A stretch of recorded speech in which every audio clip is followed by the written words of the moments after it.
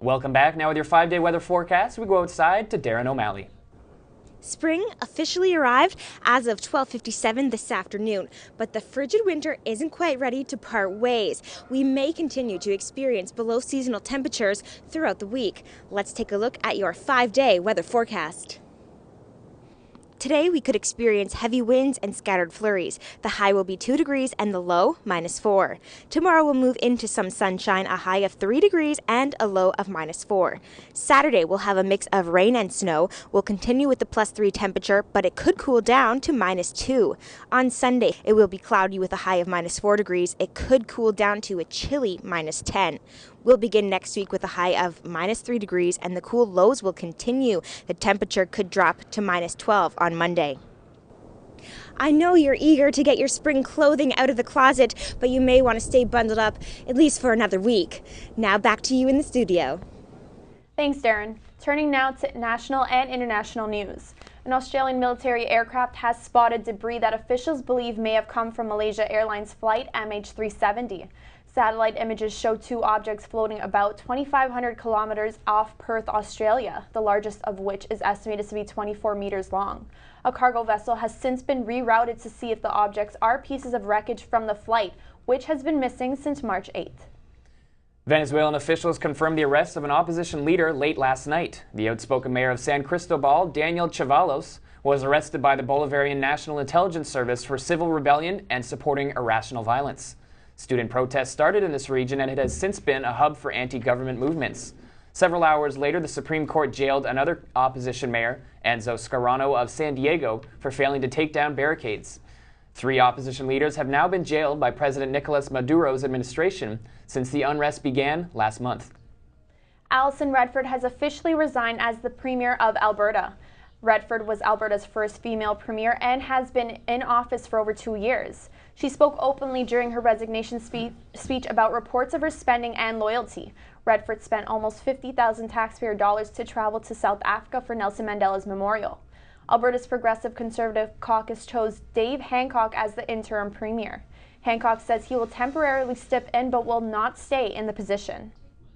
Prime Minister Stephen Harper held a secret ceremony for his cabinet sign-in last night. The ceremony has previously been a public affair, however this time it was behind closed doors. Toronto MP Joe Oliver was sworn in as the new finance minister. Kenora MP Greg Rickford was sworn in as the Natural Resources Minister, and London, Ontario's Ed Holster is the new Minister of State for Science and Technology. Journalists who were at Rideau Hall were kept outside. Harper tweeted the 3 ministers being sworn in, and the government released statements after.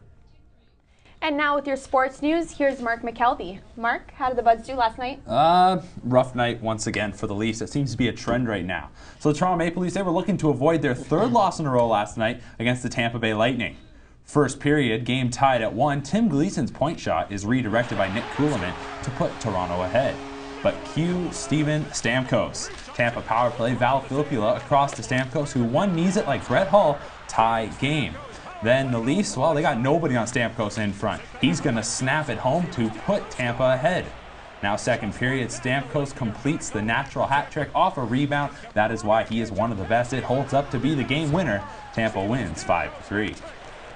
Leafs defenseman Paul Ranger was stretchered off the ice after a hit headfirst into the boards. He was taken to hospital, was listed as stable, and was released last night. Next up for Toronto is a huge divisional game Saturday when they host Montreal. Now, unlike the Leafs, the Raptors were able to avoid a loss last night and snap a 2-game losing streak. The Raps were facing the New Orleans Pelicans, and the Pelicans' top scorers, they took it to Toronto early. But the Raps, they hung around. Fourth quarter, DeMar DeRozan nails a jumper. Then Grievous Vasquez, he steps up with a couple big plays. He had 9 points in the final quarter. The Raps outscore New Orleans 26-15 in the final frame, en route to a 107-100 victory. The Raptors return home tomorrow night to host Kevin Durant and the Oklahoma City Thunder. Now today is the first day of spring, and it is time for Cinderella stories, buzzer beaters, and Heartbreak City. The NCAA basketball tournament is underway, and 64 teams have got their dancing shoes on. This year, Canadians have been starring in the NCAA, and 33 of them are in the big dance. Now make sure to keep your eye on these 4 Canadians. Andrew Wiggins, the most hyped player to ever come out of Canada, is a finalist for Player of the Year. He leads Kansas, who are a 2 seed, and play their first game tomorrow against Eastern Kentucky. Tyler Ennis is a sensational freshman for Syracuse. He's been clutch all season for the Orange. They start their tourney this afternoon versus Western Michigan. Melvin Ejim of Iowa State was the Big 12 Player of the Year. He has led his team to a 3 seed, and they meet North Carolina Central tomorrow night. Nick Stauskas of Michigan, the native of Mississauga, was the Big 10 Player of the Year. The sharpshooter led the Wolverines to a 2 seed, and they start their road to the Final Four tonight against Wofford. Now, millions of brackets have been filled out. In my bracket, I've got a Final Four of Florida, Michigan State, Arizona, and Kentucky. My final is an all-SEC matchup of Florida and Kentucky, and I have to take my Kentucky Wildcats to come out on top. But don't be surprised if your bracket is busted by the end of the day. All right, Mark. Well, I hope that doesn't happen to you, and I hope you don't have too much riding on this. After the break, we'll get the latest in entertainment from Alyssa Capistrano. From a hilarious Tom Hanks rap song to Kim Kardashian completely unrecognizable in her new disguise. I'll have all this and more after the break.